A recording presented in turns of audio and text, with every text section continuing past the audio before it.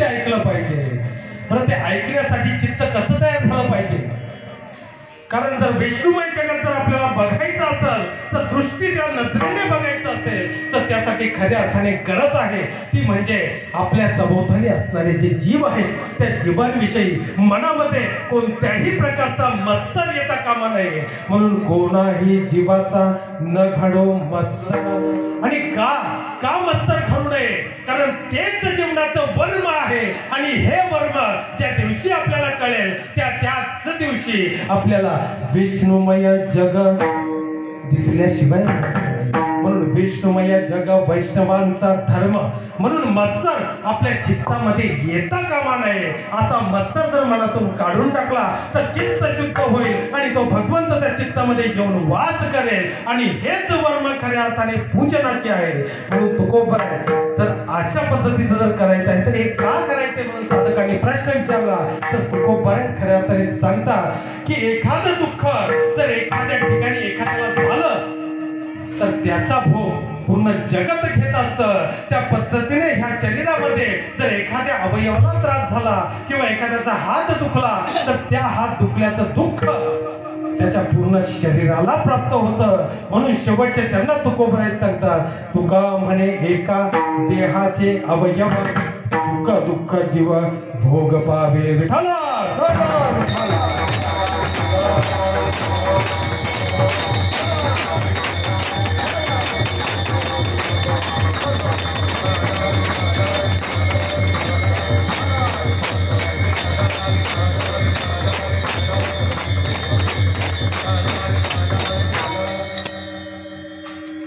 नामस्मरणामध्ये आनंद झाला.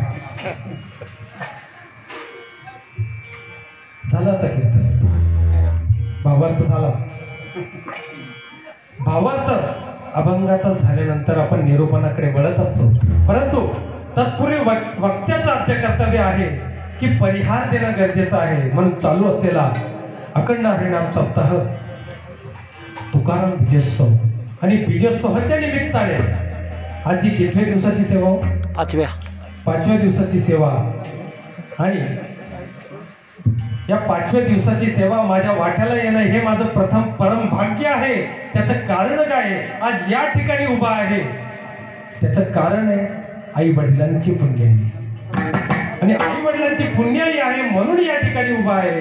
आणि हे जे वैभव आहे ते या ठिकाणी मागं आमचं बसलेलं आहे. हे आमचं वैभव आहे. यांनी इवलेच रोप लाविले द्वारी. आणि म्हणून आज आम्हाला त्याचा उपभोग घेता येतो. परंतु तो उपभोग घेत असताना आज 41 वर्ष कशी सरून गेली ती खऱ्या अर्थाने कळणार नाही. इथे ज्यांनी हे रोप लावलं आहे त्यांनी जर 41 वर्ष जर मागे गेले तर ते कसे होते हो? आता जसे दिसतात तसे होते का? तारुण्य त्यांच्या रक्तामध्ये सळसळत होतं आणि त्या दिवसांमध्ये त्यांनी ह्या सप्ताहाची मूर्तमेढ रोवली. आणि आज हे भव्य दिव्य स्वरूप जर त्या सप्त्याला प्राप्त झालंय तर त्यांचं कारण आहे त्यांची पराकाष्ठा आणि त्यांची खऱ्या अर्थाने निष्ठा. मग आता झाड उभं करायचंय तर पाणी घालणारा हा रोज पाहिजेच. पण 1 तरी पाहिजे, 2 तरी पाहिजे, 3 तरी पाहिजे. काही 1 दिवस पाणी घालतात, काही 2 दिवस घालतात. किंवा एखादा जर बोर घेताना गावी आपण बोर घेतो, बरेच जण खोदतात पाणीच लागत नाही. परंतु एक माणूस कष्ट करतो आणि खोदलेला तरी त्याला पाणी लागत नाही. कुठेतरी तो हारतो आणि हारल्यानंतर विचार करतो इथं पाणीच नाही. पण त्याच्यानंतर तिसरा व्यक्ती तिथे येतो आणि तोच बोर अजून खाली खणतो. अजून 1 फुटा खणल्यानंतर त्याला पाणी लागतं. आणि त्याला पाणी लागल्यानंतर काय त्याच्या संचितात होतं म्हणून त्याला ते मिळतं. म्हणून इथं महत्वाची आहे तर इथं सेवा आहे महाराज. इथं सेवा म्हणजे नुसतं म्हणून चालत नाही तर इथं आलं पाहिजे, इथं मेहनत केली पाहिजे, इथं रखडलं पाहिजे, इथं झाडूही मारला पाहिजे, इथं भजनही केलं पाहिजे, इथं गायलाही पाहिजे, इथं विनाही घेतला पाहिजे आणि इथं अन्नदानही केलं पाहिजे, इथं ज्ञानदानही केलं पाहिजे, इथं अर्थज्ञानही केलं पाहिजे. या सगळ्या गोष्टी ज्यावेळेस एकत्र येतात तेव्हा आम्ही म्हणतो लोहे याचा खेळ मन उनी मेळा जमवी. आणि ह्या सगळ्या गोष्टी एकत्र करणं सोपं नाहीये महाराज. आणि ह्या गोष्टी एकत्र करण्याचं काम आज हे मंडळ गेले 41 वर्ष करत आहे. आणि हा सप्ताह एवढ्या भव्य स्वरूपाला प्राप्त झाल्यानंतर आज ह्या ऐत्या बिळावर नागोबा असा मी म्हणू शकतो की ऐतं आम्हाला हे या ठिकाणी मिळालं आहे. आणि याच्यावर आम्ही ही सेवा करण्याचा योग हे आमचं परम भाग्य म्हणून सांगतो. आई वडिलांची पुण्याई म्हणून ही जागा प्राप्त झाली. आणि हे असंच वाढत जावं असं या गादीवर मी उभं राहून सांगतो आणि माझ्या सेवेला सुरुवात करतो. विठाला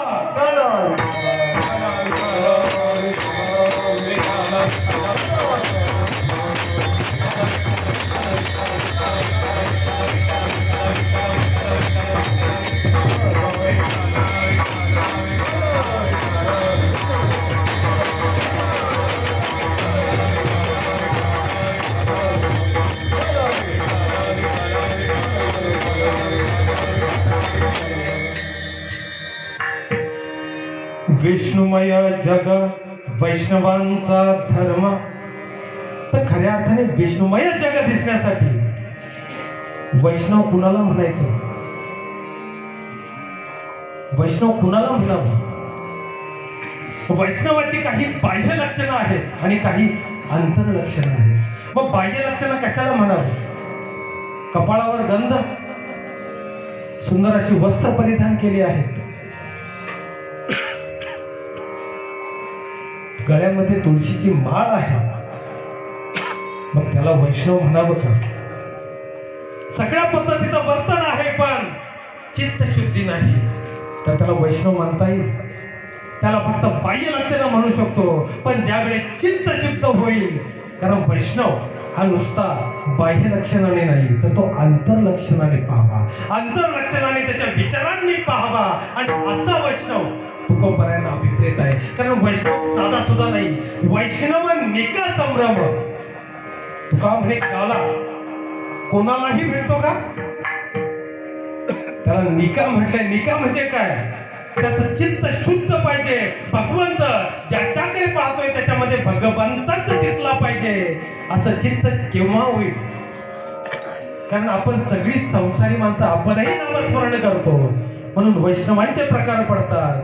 अधम वैष्णव, अधम वैष्णव, मध्यम वैष्णव आणि उत्तम वैष्णव. आता काही जण कधीतरी नामस्मरण करतात. अचानक कीर्तनात आल्यानंतर आपण कधीतरी टाळी वाजवून घेतली जाते का वाजवली जाते.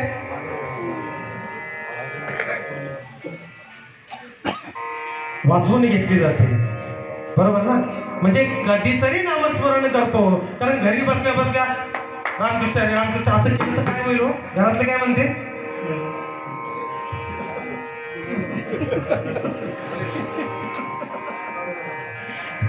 काय म्हणतो. असं जर आपण केलं तर काय म्हणते, हा वेडा आहे काय, असंच म्हणणार ना. कारण का आपण ते नामस्मरण करण्यासाठी आपलं चित्त तयार नाही, आपलं मन तयार नाही, आपलं अंतःकरण तयार नाही. म्हणून आपल्याला त्याची काय वाटते, काय वाटते, लाज वाटते. कारण मनामध्ये शंका निर्माण होते की कसं काय असं बोलायचं रामकृष्ण. कारण लाज वाटते म्हणजे काय, आपण देवापर्यंत पोहोचण्याच्या मध्ये असलेली ती दरी आहे.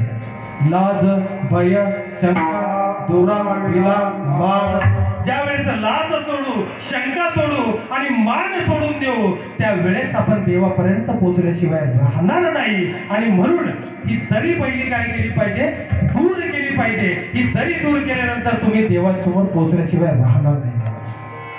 एक जुना कीर्तनकार दृष्टांत सांगायचे, फार सुंदर दृष्टांत होता की एक राजा होता, अर्थात राणी होती. राजा आणि राणी होती, ते म्हातारे झाले, वयस्कर झाले. आणि वय झाल्यानंतर मग मात्र राजाला काय वाटलं, आता गादीवर कुणाला तरी बसवलं पाहिजे. कारण वय झाल्याशिवाय महाराज कोणीच गादी सोडत नाही. वय झाल्याशिवाय गादीच कोणी सोडत नाही. तसं राजाने विचार केला की आपलं आता वय झालंय, आता कुणीतरी या राजगादीवर बसवलं पाहिजे. म्हणून राजाने प्रजेला सांगितलं की गुढीपाडव्याच्या शुभ मुहूर्ती जो कोणी मला प्रथम भेटायला येईल त्याला मी राजा बनवून टाकेन. आता जसं प्रजेमध्ये दवंडी पिटवल्यानंतर काय झालं, सगळी मंडळी निघाली कुणाला भेटायला, राजाला भेटायला निघाली. पण राजा होता तो शिपाई नव्हता.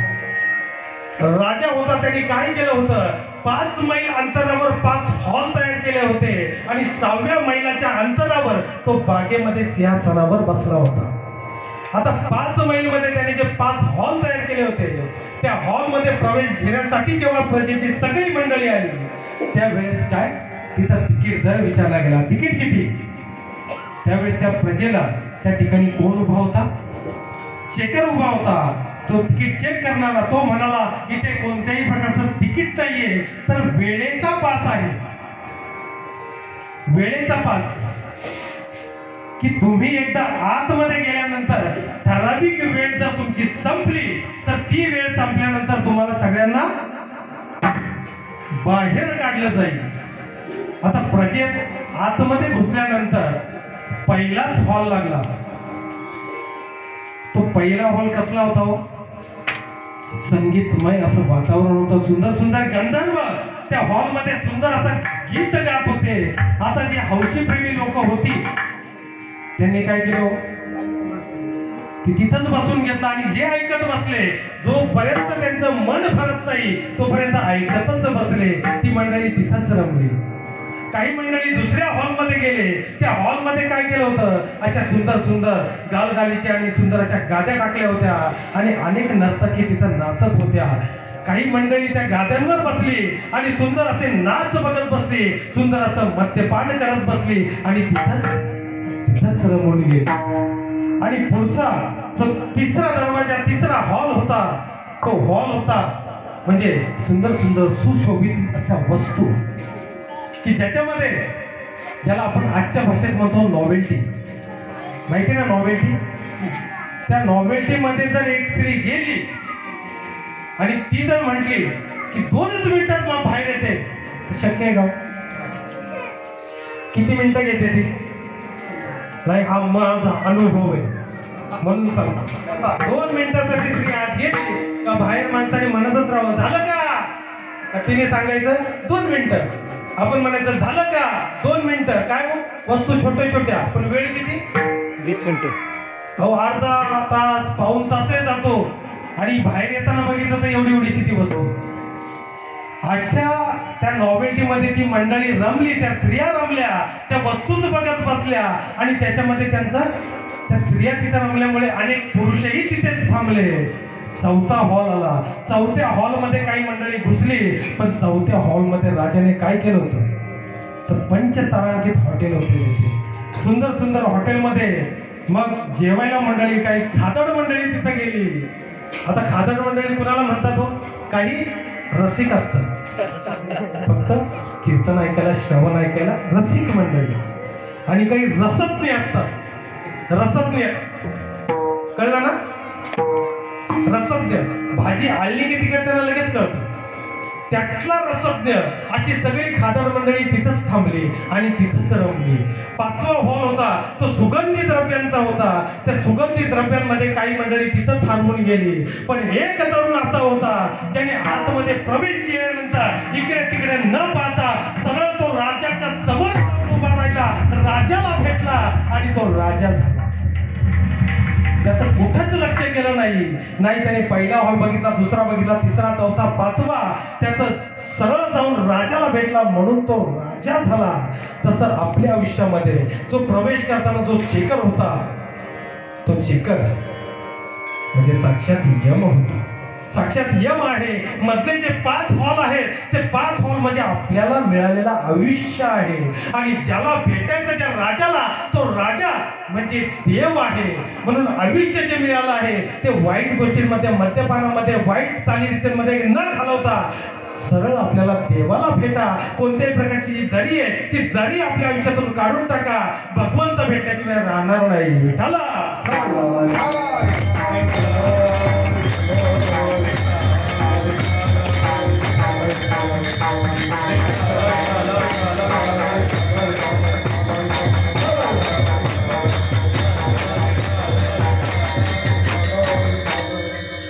म्हणून जर आयुष्यात मध्ये आपल्याला जीवन जगत असताना जी दरी येते ती दरी कसली येते हो?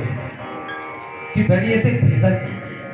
हा भेद जर आपल्या आयुष्यात आला तर आपण त्या भगवंताकडे पाहू शकत नाही. तो विष्णू आपल्याला दिसू शकत नाही. तर तो पाहण्यासाठी काय करावं लागेल? अभंगाचं पहिलं चरण. विष्णुमय जग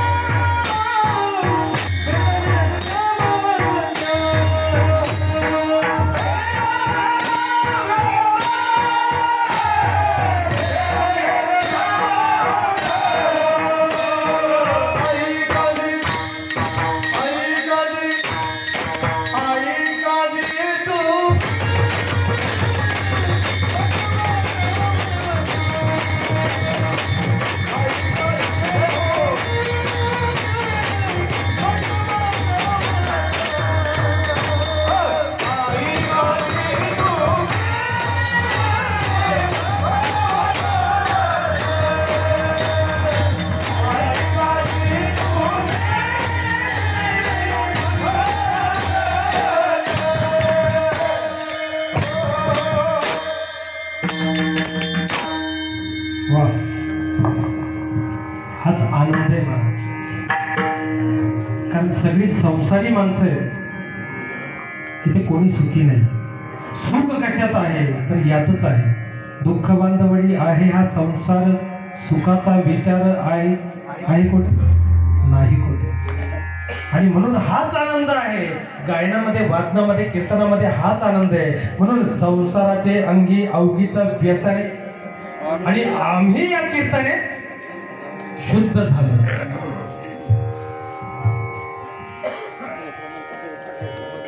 कीर्तनाला थोडासा उशीर झाला होता, पण मला असं वाटलं महाराज पुढे तयार आहेत.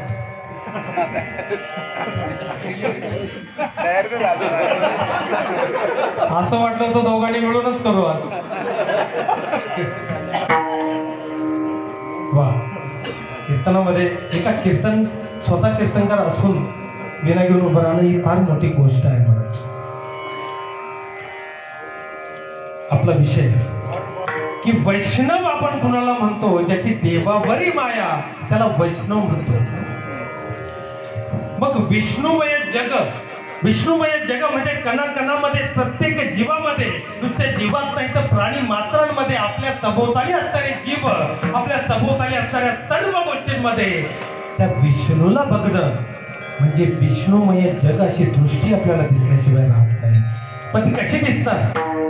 आपण बऱ्याच वेळा एखाद्या मंदिरामध्ये जातो, त्या मंदिरामध्ये त्या भगवंताला सुंदर अशी आंघोळ घालतो, आंघोळ घालून त्या भगवंतावर त्याचा अभिषेक करतो, त्यावर 2 ते 3 लिटर दूध ओततो, त्याचा पूजा करतो, त्याच्यानंतर त्याला वस्त्र परिधान करतो आणि तो भगवंत आपल्याला काय सांगतो? अरे तू माझा एवढा अभिषेक केला, मला आंघोळ घातली, मला सुंदर अशी वस्त्र परिधान केली, माझी पूजा केली, पण तू माझी मूर्ती म्हणून पूजा केलीस, पण तुझ्या भोवताली असणारे तुझी आई, तुझे वडील, तुझा भाऊ, तुझी बहीण, तुझा धीर, या सगळ्यांमध्ये अरे मीच आहे, या सर्वांमध्ये मीच आहे. तू जर एखाद्याला शिव्या दिल्यास ना, त्याला रागवलास ना, तर त्याच्यामध्ये तोही मीच आहे. त्याला चांगला बोललास ना, तोही मीच आहे. तू आई वडिलांची सेवा केली नाही म्हणजे माझीही सेवा केली नाही असंच आहे. तू भावाला उलट बोललास तर तू मलाच उलट बोलल्यासारखं आहेस. तू माझ्या आईला बोललास तर तू मलाच उलट बोलल्यासारखं आहेस. तू एखाद्यावर जर हात उगारलास तर तू माझ्यावर हात उगारल्यासारखा आहे. कारण तुझ्या अवतीभोवती जे आहे ते मीच आहे, सगळीकडे मीच भरलो आहे. आणि म्हणून तू नुसती पूजा नको करू, तर मन अर्पण कर, त्याच्यामध्ये मी आहे. त्या विष्णूला पूज. अवतीभोवती असणाऱ्या प्रत्येक माणसामध्ये, प्रत्येक जीवामध्ये, प्रत्येक प्राणी मात्रामध्ये विष्णूला बघ. स्वामी गाजा गुरु भक्ती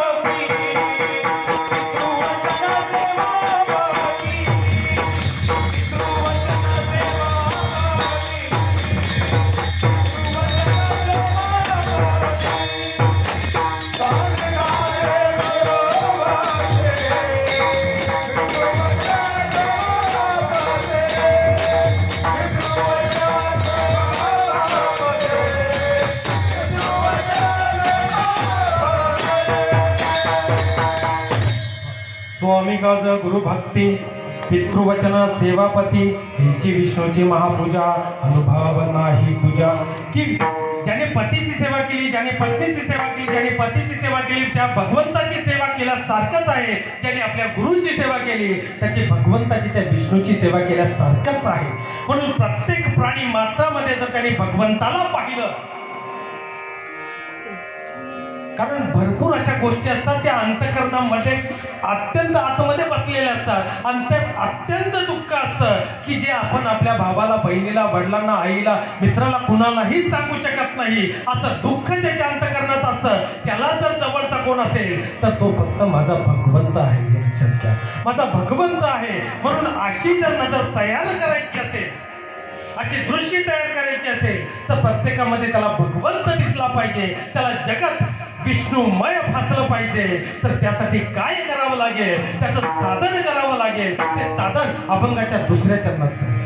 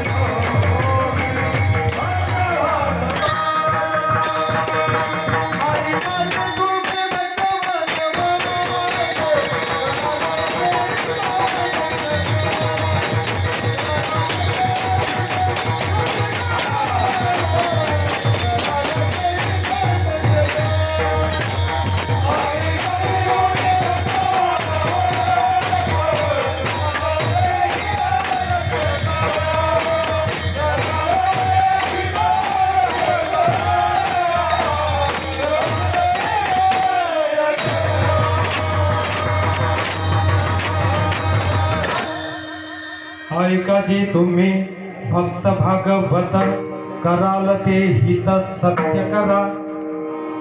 काय सांगितलंय हो तुकोबाराय? काय म्हणतात? ऐका. ऐका म्हणतात म्हणजे काहीतरी सांगतात आहे की काय सांगतात आहे की काय ऐकलं पाहिजे. जर तुम्हाला जगत जर विष्णुमय असं दिसलं पाहिजे, जर तशी दृष्टी जर तयार करायची आहे तर फक्त भागवत ऐका. कारण का ऐका? फक्त भागवत ऐकल्याने आपल्या आयुष्यातली सगळी संकट दूर होतात किंवा आपल्या संसारातील सगळ्या संकटाचं दूर करण्याचं जर सूत्र असेल तर ते आमच्या संत वाङ्मयामध्ये सगळ्या प्रकारची सूत्र आहे. आज काय? आज शिवजयंती आहे आणि शिवजयंती ही कशा पद्धतीने आहे? तिथीप्रमाणे आहे. तारखेप्रमाणे शिवजयंती असल्यावर आमची कशी साजरी केली जाते? जल्लोषात साजरी केली जाते. परंतु तिथीप्रमाणे असणारी शिवजयंतीचा उत्साह इतर शिवजयंतीच्या उत्साहापेक्षा थोड्या प्रमाणात कमी आढळतो. पण आज ज्यांची शिवजयंती आपण म्हणतो ते छत्रपती शिवाजी महाराज यांची आई जिजाऊ आऊसाहेब, जिजाऊ माँसाहेब. जर छत्रपती शिवाजी महाराजांचं नाव घेतलं तर 3 गोष्टी सहज समोर येतात. नंबर 1 जिजाऊ आऊसाहेब, नंबर 2 चारित्र्य आणि नंबर 3 स्वराज्य, राज्याभिषेक.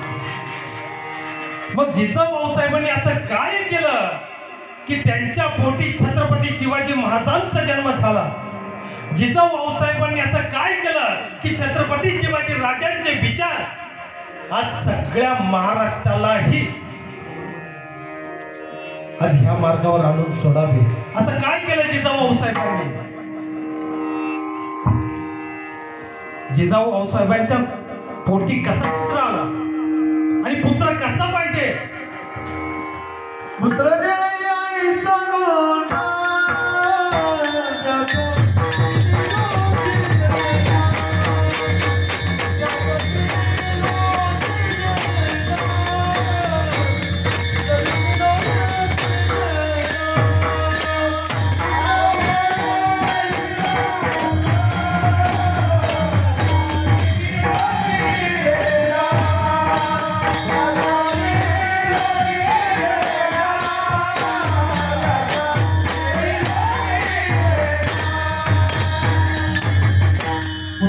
पाहिजे. प्रत्येक माऊलीला पुत्र हवाय, परंतु पुत्र कसा पाहिजे? तो पुत्र असावा छत्रपती शिवाजी राजांसारखा, तो पुत्र असावा आमच्या माऊलींसारखा, तो पुत्र असावा तुकोबारायांसारखा. पण असं काय घडलं? जिजाऊ आऊसाहेब त्यावेळेस छत्रपती शिवाजीराजे पोटात असताना सतत रामायण महाभारत भागवत वाचत होत्या, सतत आळंदीला जात होतात. अनेकांना डोहाळे लागतात, पण जिजाऊ आऊसाहेबांना डोहाळे लागायचे ते घोडेस्वारी करून तीर्थयात्रांना जाण्याचे, आळंदीला जाण्याचे, तिकडे जाण्याचे. आणि अशा रीतीने का झाला छत्रपती शिवाजी राजांचा जन्म?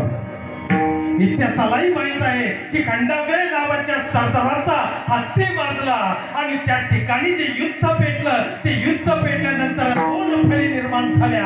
एक फळी होती ती भोसल्यांची आणि एक फळी होती ती जाधवांची. जाधवांचा होता तो दत्तोजी जाधव आणि भोसल्यांचा होता तो संभाजीराजे भोसले. युद्ध पेटलं, हत्ती बाजला, हत्ती उसळला, त्याला शांत करण्यासाठी दोघेही वीर धावले. पण ते वीर धावल्यानंतर काय झालं? ते वीर धावल्यानंतर त्यांच्यामध्ये तुफान असं युद्ध झालं आणि त्या युद्धामध्ये तो हत्ती राहिला बाजूला आणि संभाजीराजे आणि दत्तोजी जाधव यांच्यामध्ये तुंबळ असं युद्ध माजलं आणि संभाजीराजांकडून दत्तोजी जाधववर वार झाला आणि दत्तोजी जाधव तिथंच कोसळला. कोण होता दत्तोजी जाधव? दत्तोजी जाधव होता जिजाऊ आऊसाहेबांचा सक्का भाऊ तिथं पडला. पण ही गोष्ट लखोजी जाधवांच्या कानी जातात लखोजी जाधव खवळले आणि धावले गेले. ते संभाजीराजे भोसलेंवर ते होते त्यांचे खुद्द जावई, पण जावयावरही रागाच्या भरात वार केला आणि संभाजीराजे कोसळले.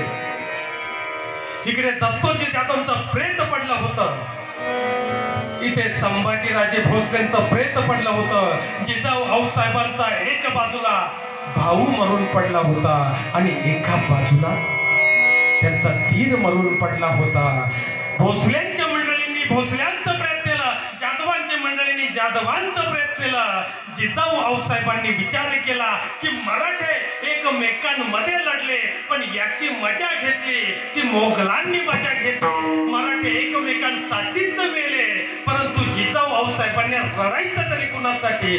भावासाठी रडायचं की धीरासाठी रडायचं? परंतु ती जिजाऊ आऊसाहेब रडत होत्या त्या नादानं महाराष्ट्रासाठी, जो मराठ्यांसाठी मराठेच मरत होते. म्हणून धावत गेल्या शिवाई मातेकडं आणि शिवाई मातेला विनवणी केली की हे शिवाई देवी, हे शिवाई देवी, मला प्रसन्न हो आणि मला असा पुत्र दे, मला असा पुत्र दे जो पुत्र स्वराज्याची स्थापना करील, गोरगरिबांचं राज्य आणील, माझ्या मराठ्यांचं राज्य आणील. देवी मला असा पुत्र दे. आणि 19 फेब्रुवारी 1630 रोजी शिवनेरी किल्ल्यावर छत्रपती शिवाजी राजांचा जन्म झाला.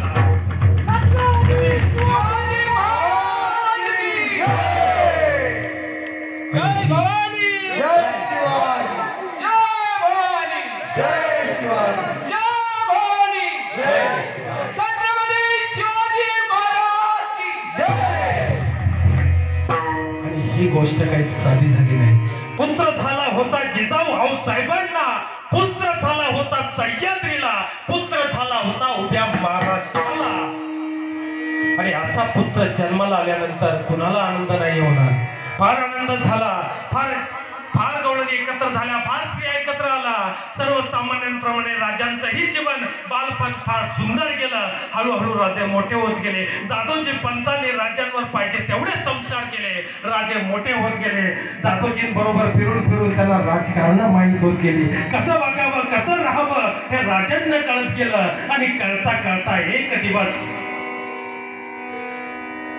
राजदरबारामध्ये एक पोवाडा ऐकला गेला. पोवाडा होता पद्मिनी राणीचा, त्या पद्मावती राणीचा, ज्याने चित्तोडगडला काय केलं होतं तर चित्तोडगडला घुसून त्या पद्मिनीच्या सौंदर्यासाठी त्याने अनेक जणांचा कापाकापी करून अनेक जणांचा मृत्यू केला होता. अनेक स्त्रिया त्याच्या विधवा झाल्या होत्या, अनेक स्त्रिया त्या ठिकाणी मृत्युमुखी पडल्या होत्या. सुंदर असा पोवाडा चालू होता आणि पोवाडा ऐकता ऐकता राजांसमोर ते दृश्य उभं राहिलं आणि राजे त्यांच्या डोळ्यातून अश्रू बाहेर आले आणि उठले राजे आणि त्या दरबारातून बाहेर गेले. त्यावेळेस जिजाऊ आऊसाहेबांनी पाहिलं राजे आणि जिजाऊ साहेबांकडे राजांकडे गेल्या. राजांना म्हणाल्या, राजे अहो काय झालं? आणि तडकातडकी का उठले? आणि त्यावेळेस त्या राजांनी सांगितलं, आऊसाहेब नाही, आऊसाहेब नाही ऐकू शकत आम्ही असा पोवाडा ज्यामध्ये अहो त्या पद्मावती राणीचे एवढे हाल झाले, एवढ्या स्त्रियांना मारलं गेलं. त्यावेळेस हे मिशे पेडणारे सरदार काय करत होते? त्यावेळेस जिजाऊ साहेबांनी सांगितलं, अरे राजे तुम्ही अजून लहान आहात. अहो जे व्हायचं ते होऊन गेलं. त्यावेळेस शिवाजी राजांनी सांगितलं, एवढ्या कमी वयात जे झालं ते झालं, पण आऊसाहेब हे बदलायला हवं. या स्त्रियांवर असा अत्याचार आम्ही बघवलाच जाणार नाही. त्यावेळेस त्या जिजाऊ आऊसाहेबांना कौतुक वाटावं, किती कमी वय, या वयात त्याला स्त्रियांविषयी एवढा आदर. त्यावेळेस त्या जिजाऊ आऊसाहेबांना कळून नाही आलं. त्या राजे साहेबांना म्हणाल्या, राजे असं मध्येच उठून येणं चांगलं नाही, तुम्ही पोवाड्यात बसा, पोवाड्यात करणाऱ्याचा हिरे मोड होतो. राजे त्या दिवशी बसले, परंतु ती पद्मिनीचा पोवाडा राज्यांच्या काही केल्या मनातूनच जाईना. आणि एक दिवस घटना घडली ती राजे पाटलाची. राजे पाटलांनी त्या स्त्रीवर अत्याचार केला. ही बातमी घेऊन एक तरुण राज्यांकडे आला. त्यावेळेस राजांनी येसाजीला पुढे पाठवला. येसाजी जा आणि कोण तो पाटील आहे त्याला घेऊन माझ्यासमोर हजर करा. त्यावेळेस येसाजी गेला, पण खाली हाताने परत आला. पाटील गुरमी पाटलाने गुरमी दाखवली आणि राजांनी त्यावेळेस माघार घेऊन राजे दरबारात आले आणि येसाजीला सांगितलं, हे 50 तरुण घ्या, 50 मावळे घेऊन जा चाल करून जात्या रांझेच्या पाटलावर आणि आहे तसा उचला आणि माझ्या समोर हजर केला. येसाचे हसले, गालात हसले की असाच राजा पाहिजे, हाच राजा उभाच पाहिजे. येसाचे निघाले, तार दिशी निघाले आणि इकडे राजांनी भरदरी असं वस्त्र परिधान केलं, जिरेटोप घातला. कारण त्या रांझेच्या पाटलांनी काय केलं होतं? अत्याचार केला होता त्या स्त्रीवर आणि त्या मुलीवर अत्याचार करून तिला काय केलं होतं? मारून टाकलं होतं. आणि ही राजांना गोष्ट कळली होती. थोड्याच वेळामध्ये राजे निघाले. जिजाऊ साहेबांनी राजांना बघितलं आणि राजांना पाहून आश्चर्यचकित नजरेने जिजाऊ साहेबांनी राजांना विचारलं, राजे अहो काय झालं, कुठे निघालात? राजे म्हणाले, सदरेवर चाललो आहोत, दरबारात चाललो आहोत. जिजाऊ साहेब म्हणाल्या, काय झालं? आज कसला गोंधळ मांडलाय? त्यावेळेस राजे म्हणाले, आऊसाहेब आज मोठाच गोंधळ आहे. आणि राजे तारदिशी दरबारात गेले. तेवढ्यात येसाची त्या राजाच्या पाटलाला समोर घेऊन हजर केलं आणि त्या पाटलाला विचारलं की पाटील तुम्ही गुन्हा केला आहे का? त्यावेळेस तो पाटील भयभीत आवाजाने म्हटला, राजे आणि तिकडून पंतांना पाहून विनवणी करू लागला की पंत अपराध क्षमा असावी. पण राजांनी सांगितलं अपराध क्षमा होईल, पण ज्या मुलीवर तुम्ही अत्याचार केलाय त्या मुलीचं म्हणणं आम्हाला ऐकायचंय, तिला हजर करा. तसं त्या पाटलाच्या डोळ्यातून पाणी आलं की ती सांगायला जिवंतच उरली नाही. असं ज्या वेळेस पाटलांनी सांगितलं त्यावेळेस पंत मध्ये आले. पंतांना शिवाजी राजांनी सांगावं, ज्यांच्या बरोबर आयुष्यभर त्यांच्या संस्कारातून मोठे झाले त्या दादोजी पंतांना सुद्धा शिवाजी राजांनी सांगावं, पंत तुम्ही यामध्ये पडू नका, अधिकार प्राप्त झाला होता, तुम्ही यात पडू नका. आणि पंत बाजूला झाले, त्यांचा थरकाप झाला. जिजाऊ साहेबांच्या अंगावर काटे आले आणि छत्रपती शिवाजी राजांनी त्यावेळेस न्याय दिला की ह्या पाटलाला 2 हात आणि 2 पाय याचे कलम करा. आणि असा कठोराची शिक्षा दिल्यानंतर याचे 2 हात पाय कलम करून याची धिंड काढा. हे पाटील आहेत त्या राज्याच्या त्या गावामध्ये गाढवावर यांची धिंड काढा.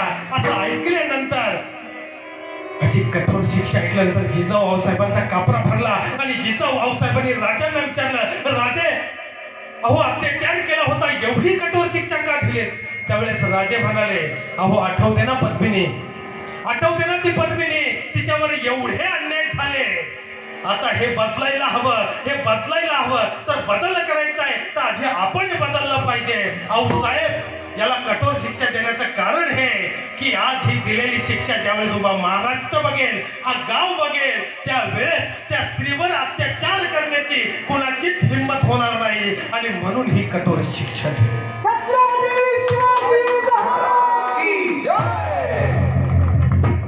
कुठून आले हे संस्कार?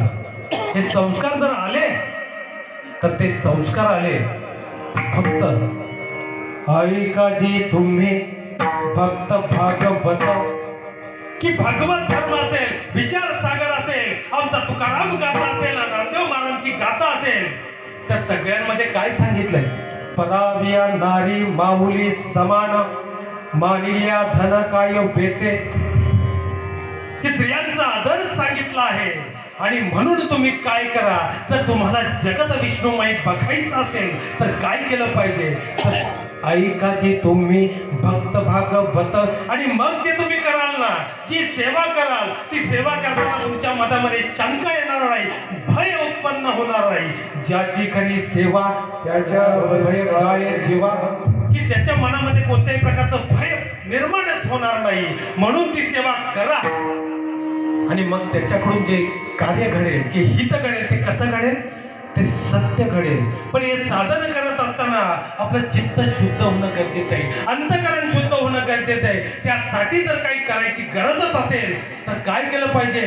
कोणत्याही जीवाचा मत्सर घडता कामा नये. अभंगाचं 3रं चरण, कोणाही जीवाचा नगडो मत्सर, कोणाही जीवाचा नगडो मत्सर,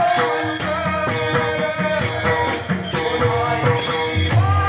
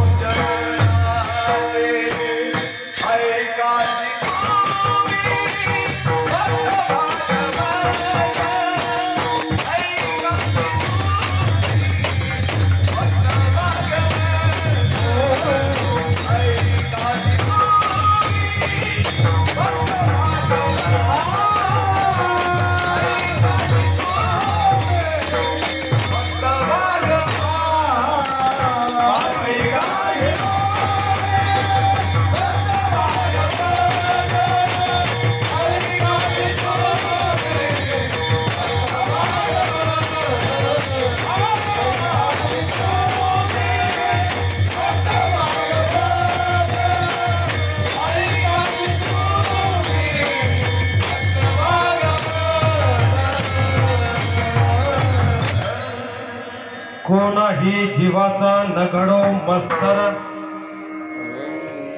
की मत्सर कोणत्याच जीवाचा घडू नये. असं कधी होईल? कधी होईल हो?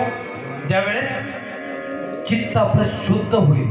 पण चित्त शुद्ध कधी होईल? ऐका जे तुम्ही भक्त भागवत, कराल ते हित सत्य करा. आणि चित्त जर शुद्ध झालं तर मग काय होईल? विष्णुमय जग वैष्णवांचा धर्म, भेदाभेद भ्रम अमंगळ. पण मत्सर कसा जाईल हो?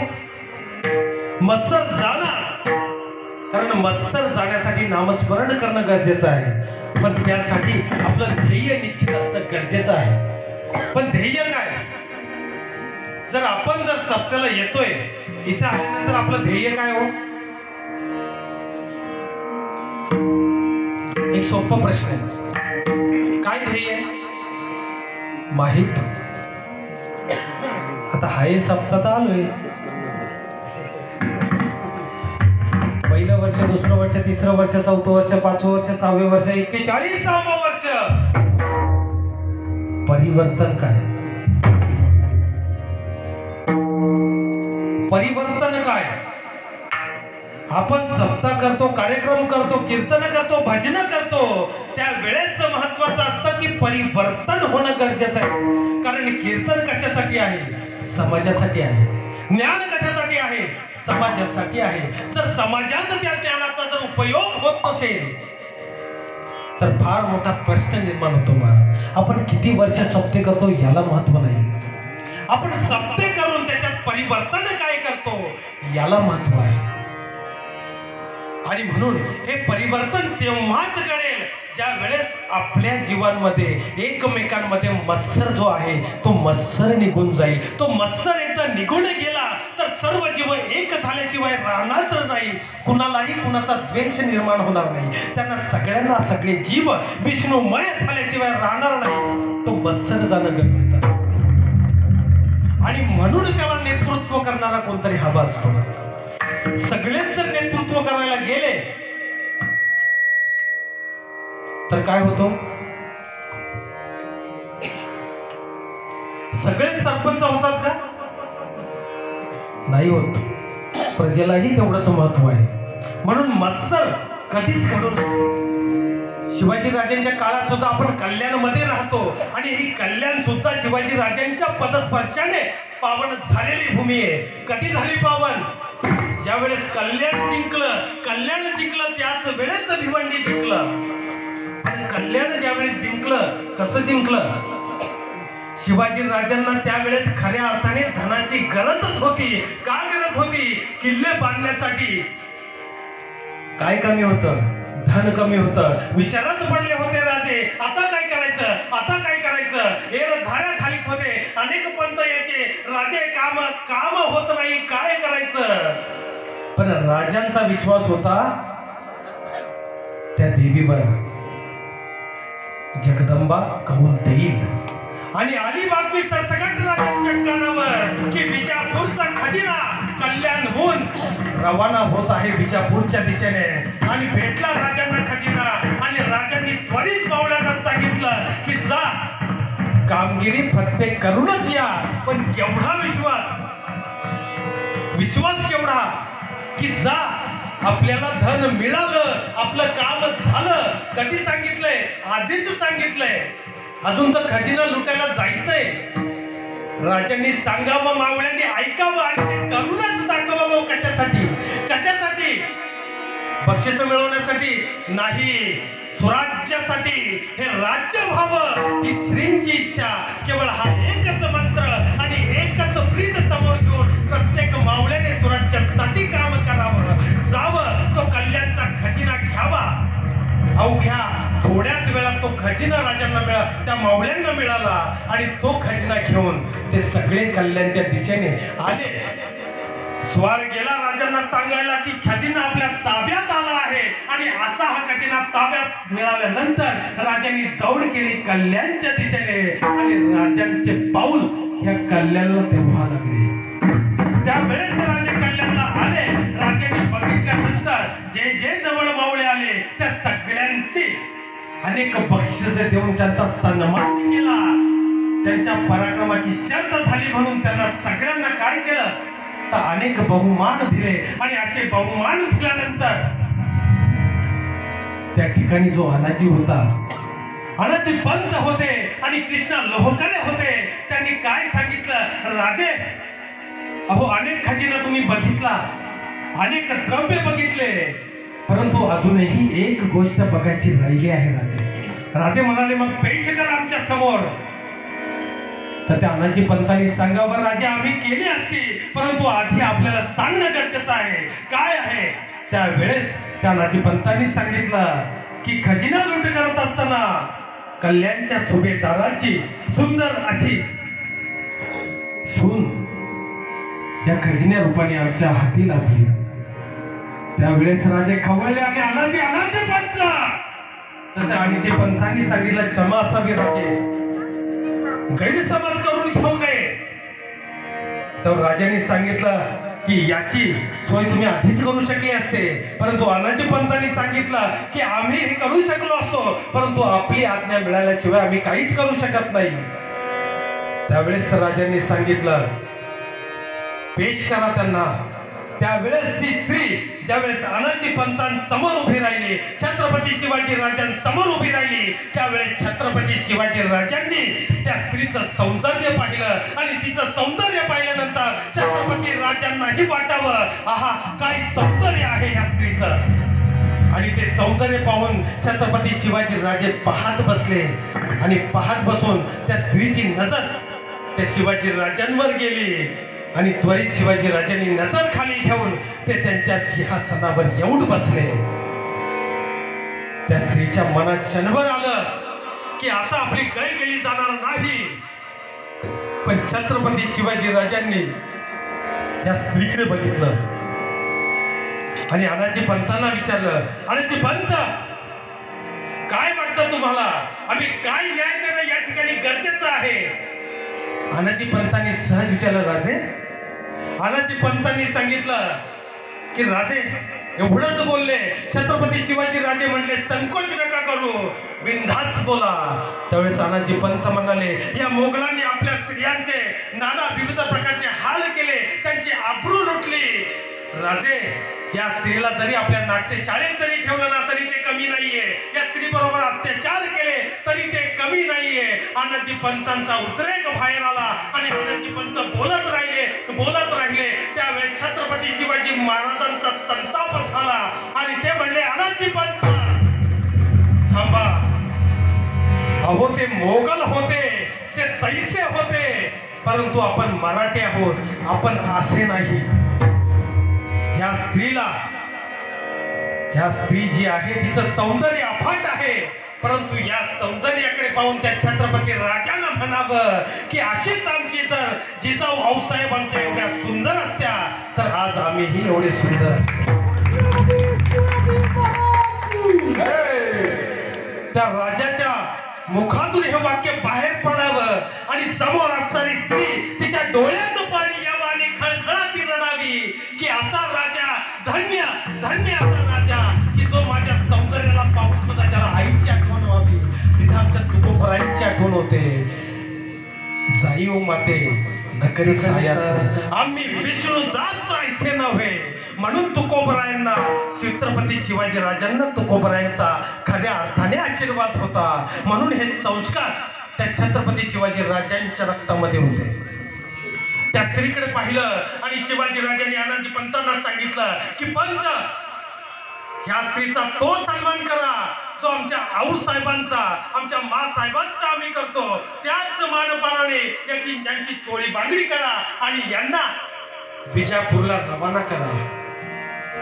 आणि असं त्या छत्रपती शिवाजी राजांनी सांगितलं आणि धडधड बातमी जिजाऊ आऊसाहेबांकडे जावी. आणि ज्या वेळेस राजे ज्या गडावर गेले, गडावर त्यांनी प्रवेश केला आणि त्या प्रवेशद्वारावर त्यांना जिजाऊ आऊसाहेब हातामध्ये ताट घेऊन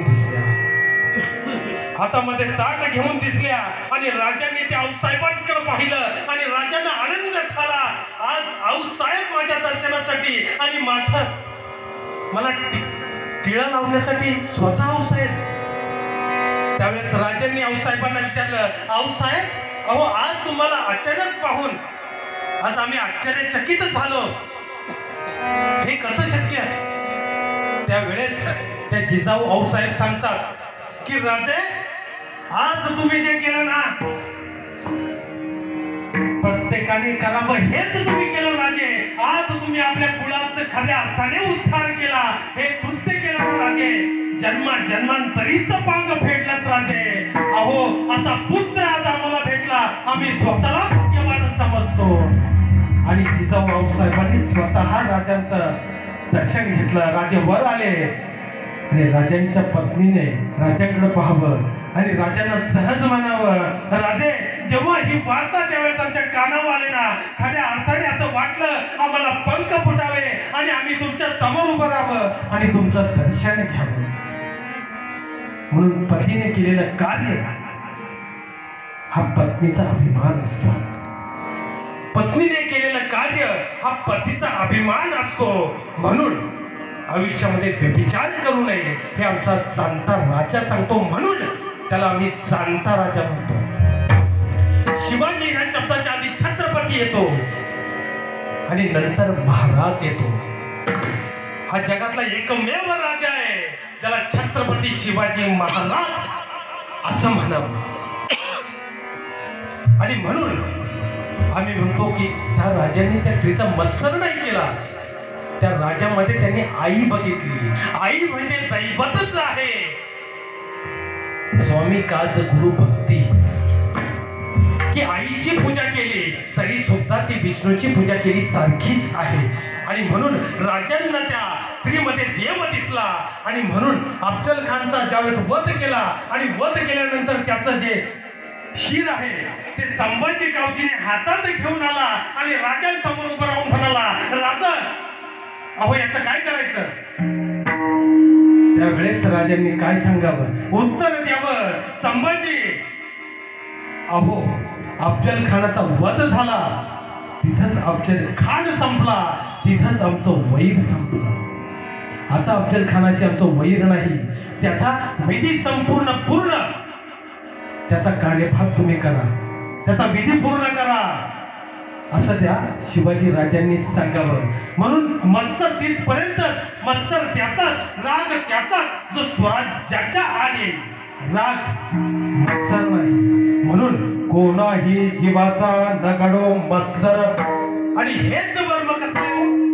हेच वर्म पूजनाचं आहे, पूजनाचं आहे. म्हणून आयुष्यामध्ये काय करावं तर मत्सर करू नये. हे ज्ञान कशातून भेटेल तर भागवत ग्रंथातून, संत वाङ्मयातून भेटेल. आणि मग तुम्हाला हे जगत आहे ते विष्णुमय झाल्याशिवाय राहणार नाही. म्हणून कोणाही जीवाचा नगडो मत्सर, वर्म सर्वेश्वर पूजनाचे. एकदा सुंदर असं भजन करा. विठोबा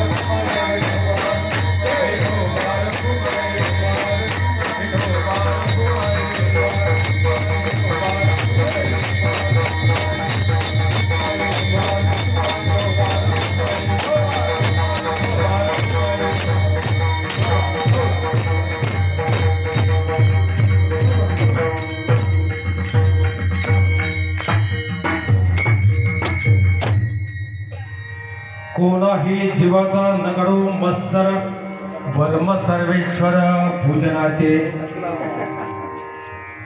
की कोणाही जीवाचा मत्सर खऱ्या अर्थाने घडू नये. पण का तुकोप्राय म्हणतात की आपल्याला जे शरीर प्रदान झालं आहे, जे ज्ञानेंद्रिय आहेत, जे पंचेंद्रिय आहेत, याच्यापासूनच आपल्याला काय होतं तर खऱ्या अर्थाने सुख दुःखांची आपल्याला प्रचिती येते. ते अभंगाच्या शेवटच्या चरणात. तुका म्हणे एका, तुका म्हणे एका, तुझ्याचे यावं यावं.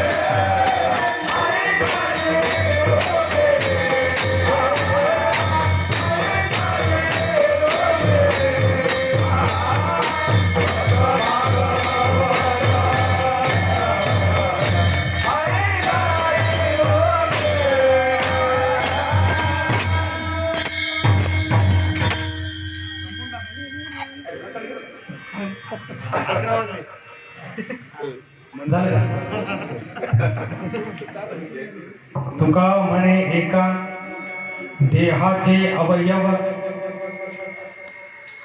की ज्ञानेंद्रिय आणि पंचेंद्रिय ही या देहाचीच आहे. आणि त्याच्यापासूनच आपल्याला काय प्राप्त होतं? सुख दुःख प्राप्त होतं. का प्राप्त होतं? आता सध्या सगळ्यात फेमस काय हो?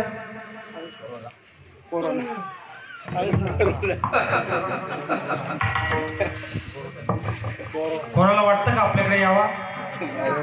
हे बाबा असं नको बोलू. असं प्रत्येकाला वाटतं. परंतु कोरोना कुठं झाला हो? चीन मधून सुरुवात झाली, पण दुःख कुठं झालं आधी? भारतात झालं दुःख. जगामध्ये अनेक देशांमध्ये दुःख झालं. कोरोना उत्पन्न झाला चीनमध्ये, परंतु दुःख पूर्ण जगाला झालं. त्याचं संरक्षण म्हणून जगाने मास्क घालायला सुरुवात केली.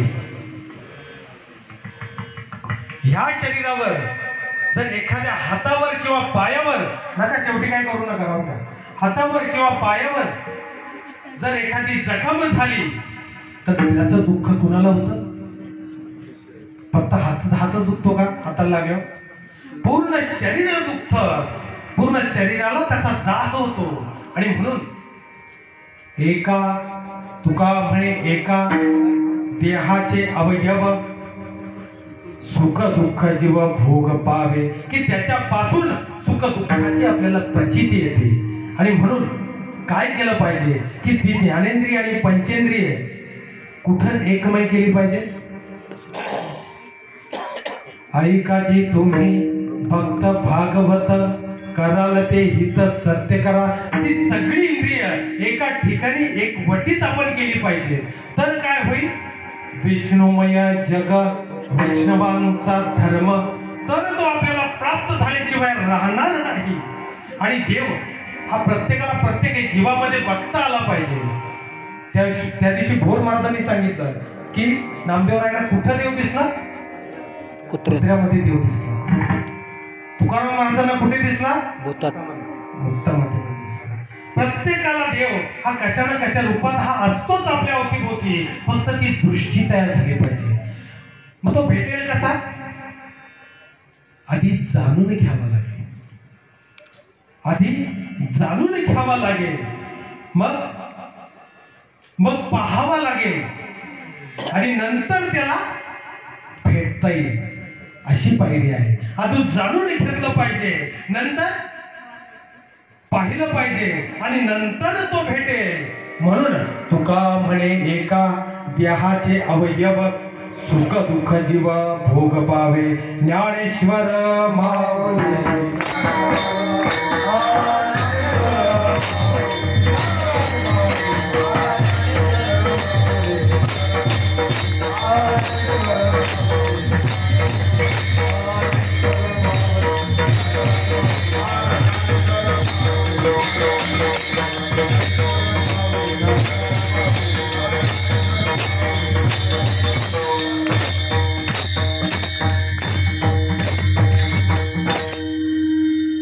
अभंगाचा धावत्या वेगामध्ये ज्या पद्धतीने जमेल अशा पद्धतीने आपल्या समोर सांगण्याचा प्रयत्न केला. खरं तर आज शिवजयंती होती आणि शिवजयंती निमित्त पिंपळासला कार्यक्रम असल्यामुळे तो कार्यक्रम केल्यानंतर इथे कार्यक्रम आल्यामुळे थोडासा कार्यक्रमाला उशीर झाला. म्हणून एक 5 मिनिटं जास्त घेऊन एक प्रसंग सांगून कार्यक्रमाची सांगता करू. कारण शिवाजी राजांचा जन्म सांगितला, शिवाजी राजांचं कार्य सांगितलं, परंतु शिवाजी राजांच्या आयुष्यामध्ये शिवाजी राजांचा जन्म झाला. जिजाऊ आऊसाहेबांबद्दल सांगितलं, त्यांचं चारित्र्य सांगितलं. कारण चारित्र्य का सांगावं? कारण असं चारित्र्य असणारा राजा या भूतलावर एकमेव म्हणजे छत्रपती शिवाजी राजा हा एकमेव राजा होता की ज्याला औरंगजेबानेही म्हणावं कि क्यों शिवा को फतह हासिल नहीं होती, क्यों हमें फतह हासिल नहीं होती?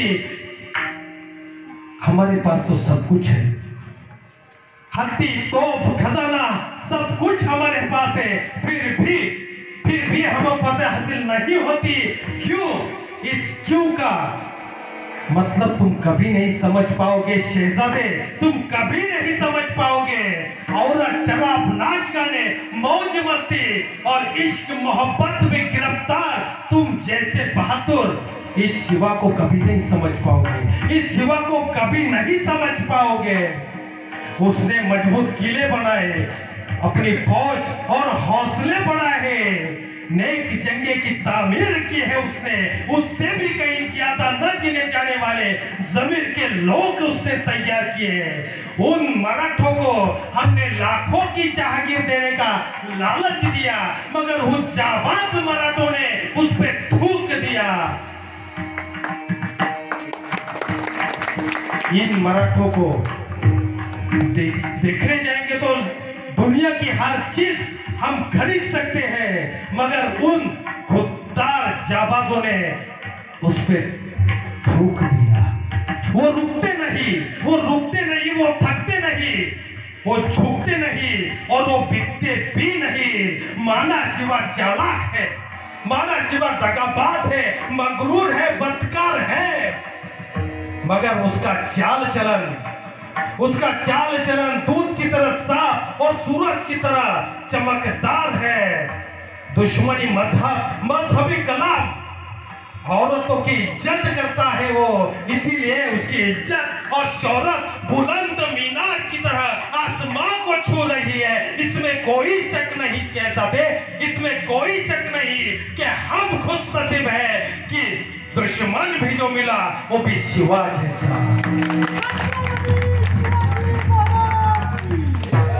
असंही त्या औरंगजेबाने म्हणावं.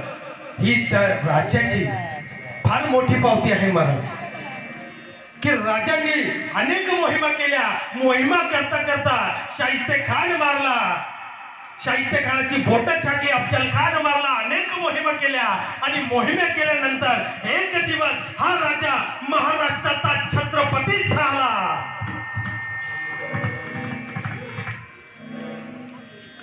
आणि छत्रपती हा राजा ज्यावेळेस झाला त्यावेळेस या महाराष्ट्रामध्ये एकच शाही उमटली. ती कोणती?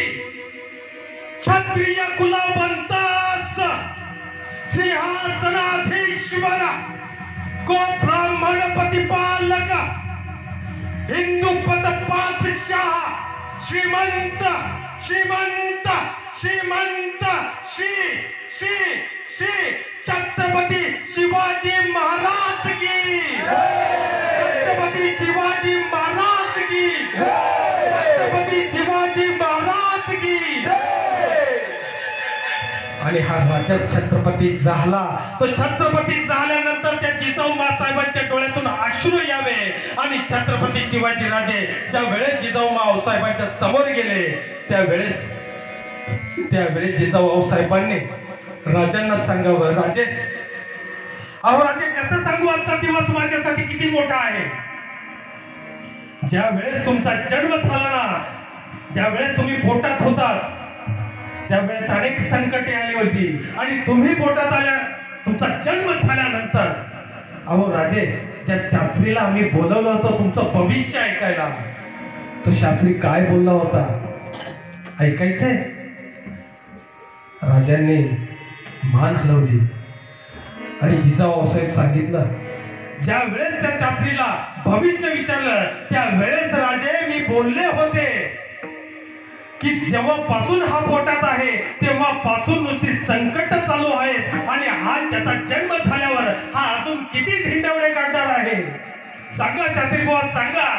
त्यावेळेस ते शास्त्री बुवा त्या जिजाऊ आऊसाहेबांना सांगितलं की जिजाऊ आऊसाहेब अहो तुमच्या पोटी सूर्य जन्माला आला आहे, हा जन्म जन्मांतरीचा पांग फेडेल. आणि जिजाऊ आऊसाहेबांना ते शब्द आठवतात आणि जिजाऊ आऊसाहेब छत्रपती शिवाजी राजांना सांगतात की राजा त्या शास्त्री बुवांचे शब्द मला आज पटले, ते सत्यात उतरले आणि खऱ्या अर्थाने राजे आजचा दिवस पाहण्यासाठी मी जिवंत आहे ना हे माझ्यासाठी भाग्य आहे. आता मी मरायला मोकळी. त्यावेळेस राज्य सांगतात आऊसाहेब असं बोलू नका, अहो अजून भरपूर कार्य करायचं आहे. अहो असं बोलण्यासाठी असं ऐकण्यासाठी छत्रपती नाही चालो. इथून पुढे तुमच्या डोळ्यातून एकही अश्रू बाहेर येणार नाही. असा राजा पुन्हा होणे नाही, असा राजा पुन्हा होणे नाही. आणि म्हणून आज शिवजयंतीच्या निमित्ताने आपण थोडस विष्णुमय जग वैष्णवांचा धर्म या अभंगाचं चिंतन पाहून थोडं शिवचरित्रही पाहिलं. आणि हे सांगताना जर माझ्याकडून काही चुकीचा अपशब्द जर गेला असेल तर तो माझ्या वाणीचा दोष, बुद्धीचा दोष म्हणून मला परत करा.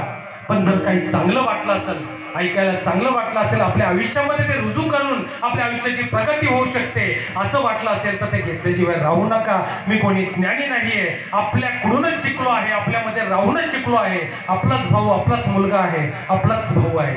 आणि ह्या नात्याने या अज्ञानी पामराला काही चुकलं असेल तर माफ करा, आपली क्षमा मागतो. सगळे टाळकरी हे कोणी अनोळखी नाहीयेत, हे रोजचेच आहेत आणि माझेच जवळचे आहेत. यांच्या समोरच मी लहानाचा मोठा झालो आहे. ह्या सगळ्यांचे मनापासून आभार मानतो. ह्या सगळ्यांची नावं घेण्यासाठी मी काही बाहेर गावी आलेलो नाहीये, कारण सगळ्यांची नावं तुम्हाला सगळ्यांना माहिती आहेत आणि म्हणून कुणाचंच नाव घेत नाही. फक्त विनेकरी फार छान लाभले आज आणि फार सुंदर पेटी वादन आपल्या मोहण्याला लाभलेलं वैभव म्हणजे पेटीवादन. कारण असं पेटीवादन करणारा कोणी दिसतच नाही महाराज. आज कोणत्याही सप्त्यात बघा आपल्या मोहण्यात जेवढे सप्ते त्या ठिकाणी गायकवाड महाराज पेटीवादन करत असतात. गुरूंच्या ठिकाणी आमचे बंधुराज आहेत, त्यांनी सुंदर अशी मला साथ दिली म्हणून या ठिकाणी 2 शब्द बोलू शकलो. आई वडिलांची पुण्याई म्हणून या ठिकाणी 2 शब्द बोलू शकलो. ज्यांनी साथ दिली ते गायक कर्डिले सर, तसेच नवनाथ आणि इतर सर्व गायक आहेत. आता सगळेच गायक आहेत, तुम्हालाही माहिती आहे आपल्या सप्त्यामध्ये गायकांची कमी नाही, कारण सकळांची येथे आहे अधिकार आणि याच्यातच आनंद आहे महाराज, याच्यातच आनंद आहे आणि हाच खरा परमार्थ आहे. आणि परमार्थ हा कसा करावा? मनापासून करावा, मनापासून करावा, तोच भगवंतापर्यंत पोहोचल्याशिवाय राहणार नाही एवढं सांगतो. आणि हे केल्यानंतर आपल्याला विष्णुमय जग दिसल्याशिवाय राहणार नाही एवढं सांगतो. आणि या ठिकाणी सेवेला पूर्ण विराम देतो. जय विठ्ठल.